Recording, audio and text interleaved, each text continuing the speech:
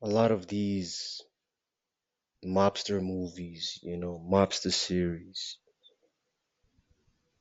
promote, um, fear, power, greed, a lot of violence, but the things that the real ones will take from these movies is loyalty, love, compassion, potential, and fear, you know. It's almost like you're seeing a group of individuals stuck within chaos, which is kind of like how we're stuck within chaos in this realm. And they're doing a sort of high vibration, low vibrational things to one another. But ultimately, you get the best of both worlds, But the key, factor, and the key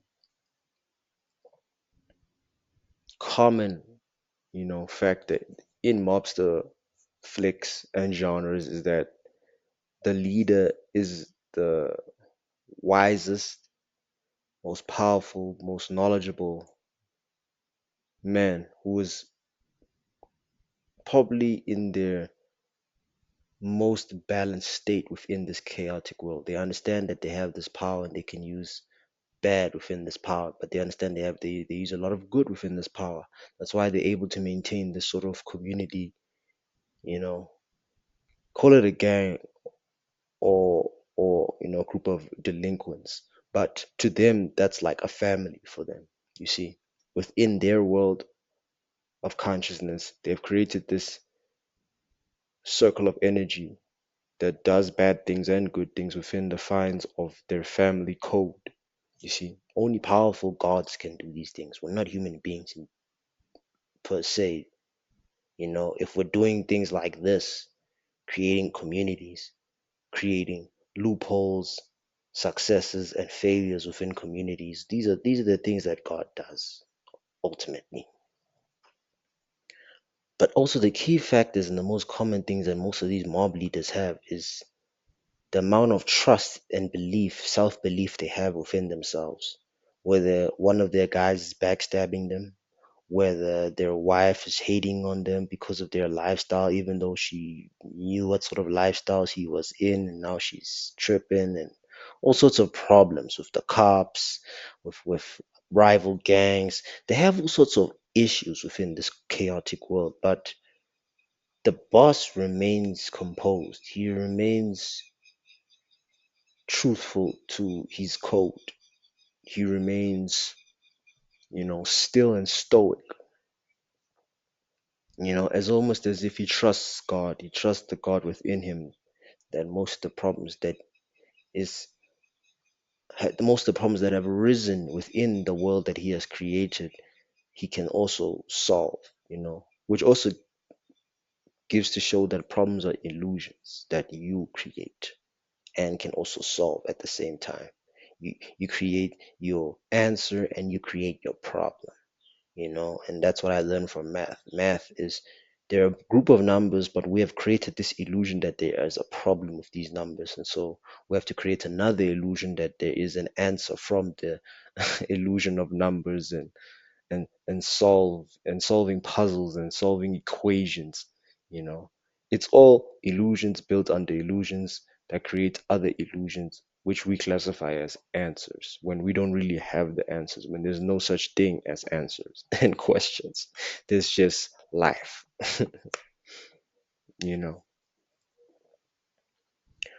but essentially these leaders understand their potential, and they try to install this within their communities, like how Jesus, Allah, Buddha, you get what I'm saying? They did the same thing with their communities.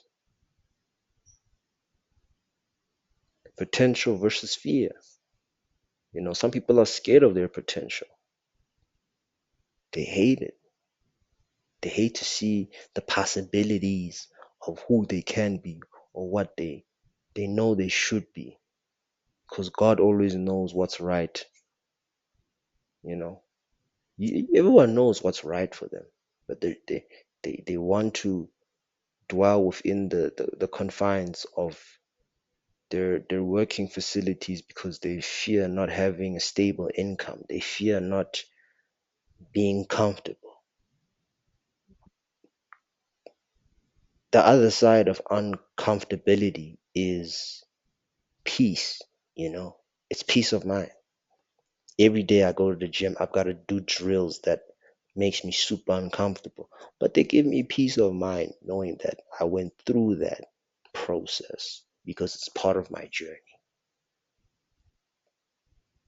But people fear going through adversity and pain and suffering when they don't understand that that's the whole meaning to your journey. You know, it's part of the anomaly and the game that is life. But and they don't understand that you have to go through these things to unlock your true potential. You know, think of a butterfly staying in a shell and then blossoming into their full potential. Think of it when every time Goku powered up, there was always another level to reach his true potential. You see, and through that, you can't be having a fear mindset. You have to be fearless to understand your potential, to even acknowledge it, to even know or realize that it's there. We all know that it's there, but the fear holds us back into unlocking it. Because there's the reason why there is fear in our brain. Fear challenges us. Fear installs a certain level of adversity that we have to get over.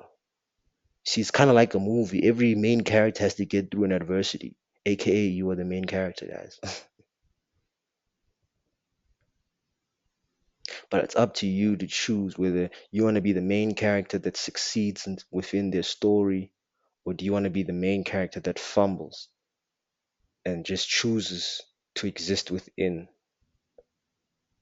the fear and failures of their story. Choice is yours.